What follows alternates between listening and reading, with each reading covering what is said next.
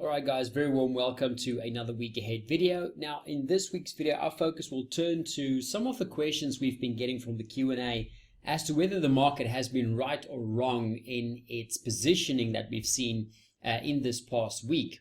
Now the news over the weekend has made it official right now that Joe Biden has won enough electoral college votes to secure a win in this US presidential election of 2020. And in terms of the Senate race, however, Georgia has ended in a runoff right now, so that could pose a little bit of a curveball going into December, which is something to keep in mind. But the market has been pricing in a Biden win as well as a split government from Wednesday. Now what we mean with a split government, of course, is that the Democrats are expected to keep the House of Representatives, but they're expected to lose, well, not really lose, but the Republicans are expected to maintain a Republican majority in the Senate.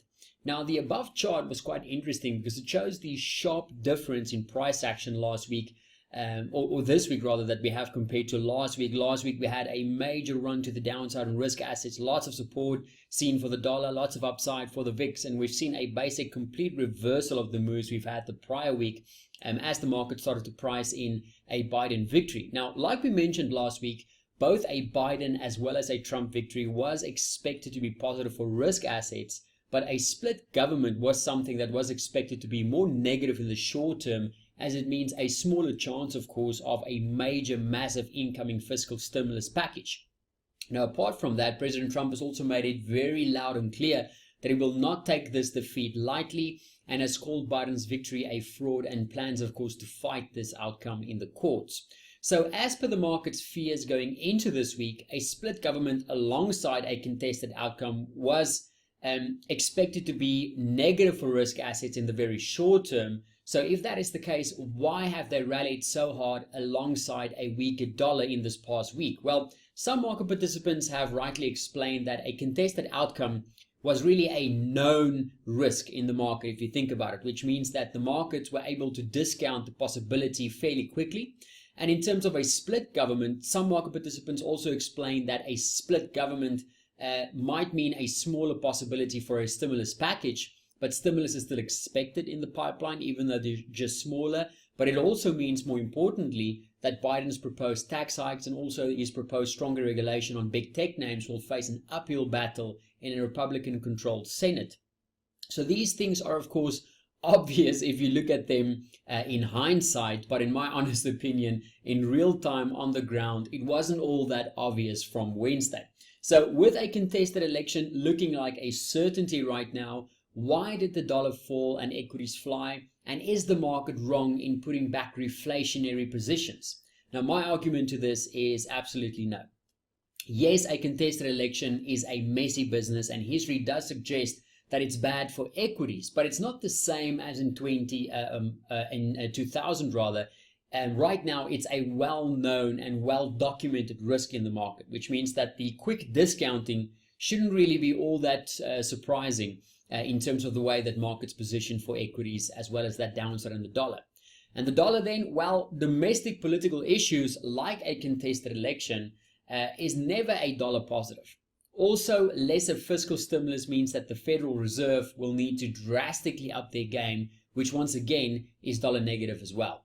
Also, 2021 was always seen as a positive for risk assets and a negative for the US dollar due to the expectations of a global synchronized recovery on the back of vaccines, etc. So, in my opinion, is the market wrong right now? I don't think so. I think the market has discounted the short-term negatives a lot quicker than expected or previously anticipated, but right now is basically just trading in line with that overall medium market expectations. So with that in mind, what is there to focus on in the week ahead? Well, the schedule does provide some major events. We have the RBNZ coming up. We have some major CPI data. We have the continuation, of course, of the Brexit saga. But all of that, I think, is not really expected to be very market moving and not really enough to move the needle that much this week. So personally, what I will be looking at is two things, namely, firstly, mean reversion, and secondly, risk sentiment. So let's talk about mean reversion first. Now, given the size of the moves we've seen in this past week, taking a look at what happened to equities, taking a look to what happened to the dollar, what happened to the VIX, that chart shows us that we're currently seeing very extended moves in these key asset classes. Now, Majority of equity futures have also reached significant resistance levels, while the dollar and the VIX has reached significant support areas. So even though the bias for these markets haven't changed at all right now, it will be very prudent for us to just keep the possibility of some good old-fashioned mean reversion in mind in this next trading week, which means waiting for better prices to re-engage these markets might be the best option in the short term. The second thing that I'll be watching in the week ahead is just the general risk sentiment. So with Biden now declared as the next official president of the US, all eyes will be, of course, on President Trump and his administration and how they plan to follow through with their legal battle. Now, the market priced in a contested election within about an hour or so on Wednesday. So I doubt whether this will be something that causes a major stir, but if we keep the possibility of some mean reversion in mind, then a contested election jitters might be the catalyst that just gives us some pullback in risk assets to buy from better levels and some pullback in the dollar to sell it from better levels as well. The other topic that we do need to keep in mind, of course, is the coronavirus. Yes, it's still here and it's still wreaking havoc around the world. And the recent spike in case numbers this week has largely been ignored as the focus was on US elections itself. Now, taking a look at the chart below from the Financial Times, the surge in new cases is not something the world really wants to see right now. And it does pose still a real risk of additional lockdown measures being implemented around the world. So any negative lockdown news or any positive vaccine news can create some risk sentiment flows that we can take advantage of. But do keep in mind that the bigger picture for risk assets and pro-cyclical currencies like the Aussie dollar are still pointed higher, as the US dollar is pointed lower, and any major short-term risk of flows are expected to be met with medium-term risk asset buyers, and any short-term dollar rallies are expected to be met with medium-term dollar sellers.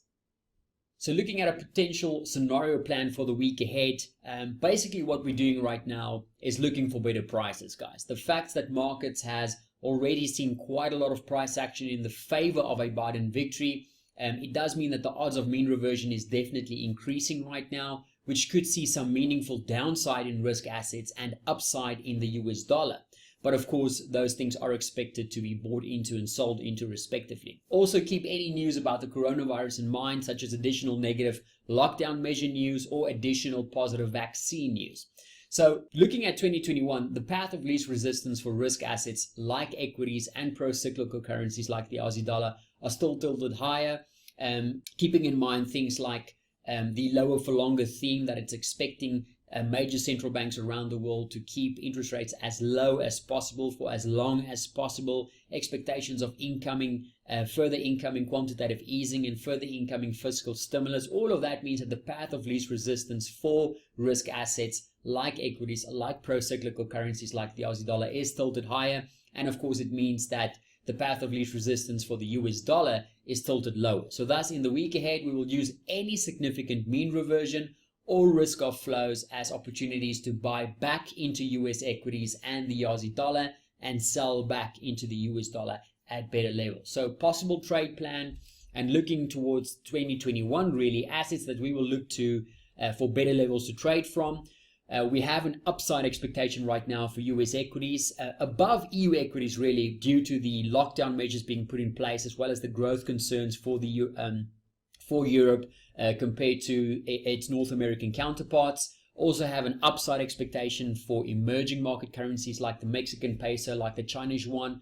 Upside expectations for pro-cyclical currencies like the Australian dollar. Also keep in mind the Australia-China tariff and ban situation currently going on right now. Not expecting that to really create a lot of downside for the Aussie, but if China does step up to the plate and start banning and adding tariffs on things like coal briquettes and iron ore, that's going to really hurt the Australian dollar, and that is something to keep in mind. But until that happens, we are expecting upside for pro-cyclical currencies like the Aussie dollar.